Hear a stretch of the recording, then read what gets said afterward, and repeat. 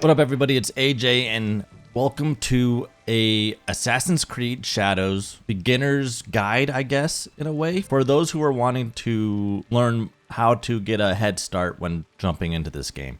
Just for clarification, I'm only about 10 to 15 hours in, and I have yet to even meet Yasuke again. And the main purpose of this video is just to give you guys a certain guide on how to make sure that Naoe is basically powerful enough to take on anybody easily and not have to worry about her health as well as her damage output. There's been some kind of misinterpretation on her damage, whereas it seems like she is more for the stealth mostly and Yasuke is most used for the damage. She actually gets pretty powerful pretty quick if you do it correctly. Yes, her main strength is stealth. That is where she shines the most. But if you have the certain weapons and the certain gear sets and the certain types of things combined, as well as her skill points, especially early on, again, I'm only 10 to 15 hours in, you will be able to handle pretty much anybody pretty easily and not have to worry about her dying so often. So first off, as you can tell, we are in the hideout. And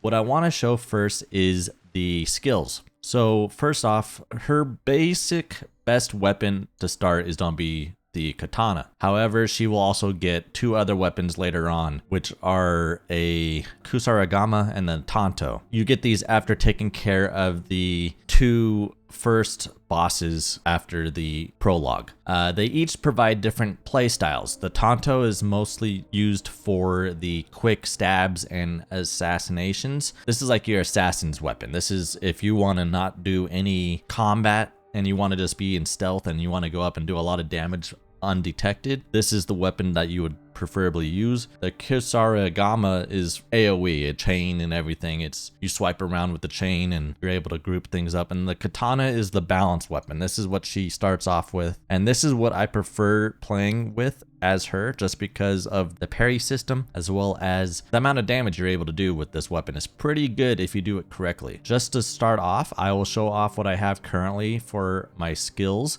As you can tell, I'm only knowledge rank 2, so I'm still pretty early, and I've done a pretty decent amount of early game content, and I am around level 16. First off, for the katana, one thing you need to recognize is that there is a katana mastery. Basically, the more points you put into this skill tree, the damage will go up by itself. And all I've done so far with this tree is I've done the tidal wave ability, just because that's the main one you want to use the early game. And then I've also increased her melee expert. Now this is a global passive, which basically means any weapon that she has will be increased no matter what by whatever percentage it is. And the max here is 9%. So no matter what weapon you use, the global passives are important. What I would first recommend is if you were worried about damage on your weapons is to go for the global passives on first in each of these skill trees, because they affect the character no matter what weapon they're using. You have for the kusarigama, you can get the affliction buildup by 1%, which is basically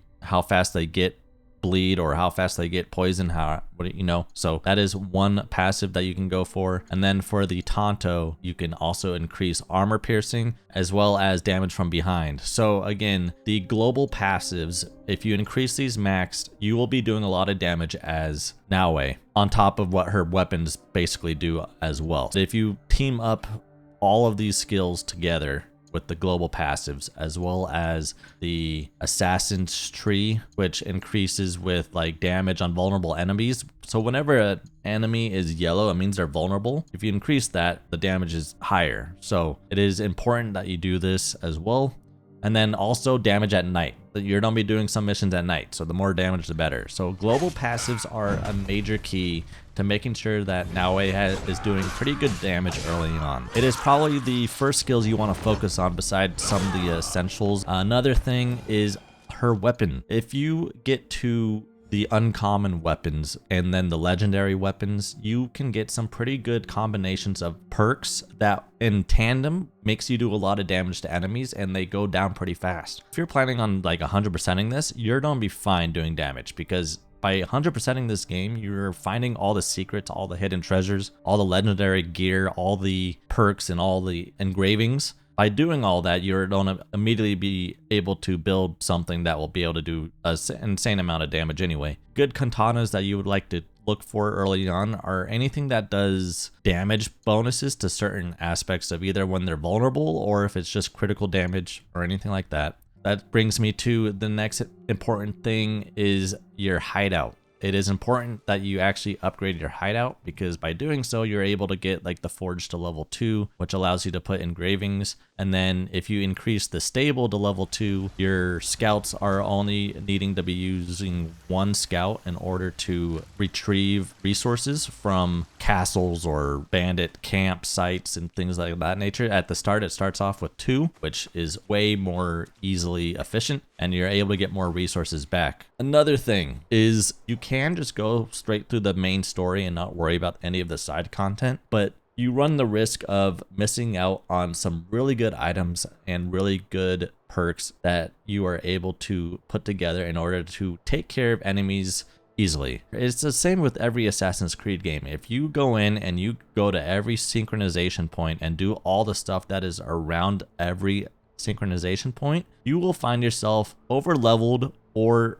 your damage will be over leveled compared to where the main story is. It's always been like that. And luckily in this game, the stuff that is around the synchronization points are pretty close to each other and they provide pretty good rewards. It is important that you do the castles because that's your fastest way to get the mastery points, because there are many bosses or enemies in the castles that if you kill them will provide 1 single mastery point right away. And sometimes they have 3, sometimes they have 5 in a castle. So that's a lot of points right there. Now, if you are not a fan of having to use scouts and all that in order to get your resources, the next best thing, and possibly the one that I would prefer, is to just do the contracts, because there's certain contracts that will provide a lot of resources for doing very little things, and usually these areas with the contracts has a lot of resources with them as well, and they are available once you get your Kakarega building built in your hideout. And then once you go in there, you're able to choose up to 3 contracts. They give you good experience, but some of these give you a lot of resources and allow you to upgrade your hideout. So that's one really fast way in order to get resources if you're not a fan of having to use your scouts in order to retrieve resources. If you're wanting to use your scouts to find enemies or use them on the map to help locate areas. But like I said, I'm only 10 to 15 hours in, and I am killing everybody super fast in this game. Again, I hope this was helpful for those who are struggling early on in this game and managing the damage output as Naoe. Again, this is all before I even meet up with Yasuke again. I don't even know when that happens. I feel like I played as him very early on in the game, and I'm almost 15 hours later and I haven't even seen him again. So I may as well just keep playing as Naoe because I am able to handle everything as her with no issues. This game is pretty easy. Like it's on par in terms of like the scope and everything. It's giving me a lot of Origins and a little bit of Odyssey vibes. It's not as big as Valhalla in terms of just how long it takes to get to destinations. Everything is pretty close to each other and you're able to get through the content. Like you leave a synchronization point, there's something near you that you can do right away and it's not that far to get to. So you're always able to do something. And there's so many fast travel points, you don't need to worry about having to run so long and do all that. It's all pretty fast. Like I don't even know how far I am in the story. I feel like I'm still pretty early on, but I've just been doing all this other stuff because they're all right next to each other. You know, it's like you go around a corner, it's like, hey, there's a boss that you can go and take care of and get some good gear. And that's how you're able to make sure you're on par with whatever you're wanting to focus on in terms of damage. So again, quick little video here to help give you guys some tips and tricks on making sure that you are able to handle the early game. And if you enjoyed this video, let me know down below. If you have anything else to say or any other recommendations, feel free to comment down below. But yeah, I'll see you guys in the next one. Take care. Peace.